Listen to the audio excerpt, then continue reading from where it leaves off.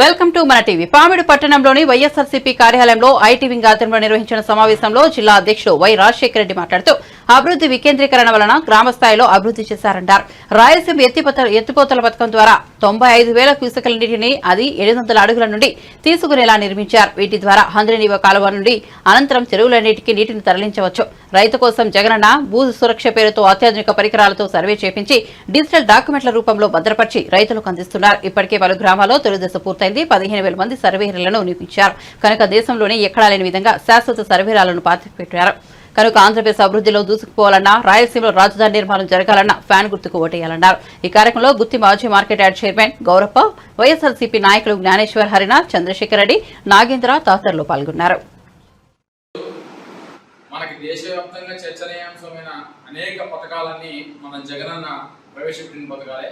రోజు ఏ పథకం తీసుకున్నా ప్రతి రాష్ట్రంలో మన ఆంధ్రప్రదేశ్ని ఒక యూనిట్గా లేదంటే ఆదర్శంగా తీసుకొని వాళ్ళ రాష్ట్రాల్లో కూడా వాలంటీర్ల దగ్గర నుంచి ఇప్పుడు జగనన్న భూ సురక్ష పథకం కూడా మన ఆంధ్రప్రదేశ్లో మొత్తం ఉన్నటువంటి భూములన్నింటినీ సర్వే చేయించి ప్రతి సచివాలయంలో ఒక సర్వేని తీసుకొచ్చి రాష్ట్ర వ్యాప్తంగా కొన్ని వేల మంది సర్వేలు కొత్తగా పోస్టులను సృష్టించి వాళ్ళ ద్వారా రాష్ట్ర వ్యాప్తంగా ఎటువంటి అవినీతి లేదంటే ఎటువంటి అవకతవకలు లేకుండా ప్రతి ఒక్క ఎకరాన్ని స్పష్టంగా పూర్తి స్థాయిలో మాడిఫికేషన్ చేసి అప్పుడెప్పుడు బ్రిటిష్ చేసినది కాకుండా కొత్తగా భూ సురక్ష పేరుతో జగనన్న సురక్ష ప్రతి ఊళ్ళో కొత్తగా నిర్మించే రాళ్ళు పాతించి వాళ్ళ యొక్క భూ సరిహద్దుల్ని పక్కాగా జగనన్న చేస్తా ఉన్నాడు. దాంతో పాటు అనేక సంక్షేమ పథకాలతో పాటు దేశ రాష్ట్ర వ్యాప్తంగా అభివృద్ధి కూడా జరిగింది. ఇప్పుడు మన మేనిఫెస్టో తీసుకున్నా కూడా కొత్తగా రాష్ట్ర వ్యాప్తంగా అనేక మంది సామాన్య పేద ప్రజల యొక్క అభ్యున్నతి లక్ష్యంగా రైతుల యొక్క వాళ్ళ ఉన్నతి కోసము అనేక పథకాలని ప్రవేశపెట్టాడు.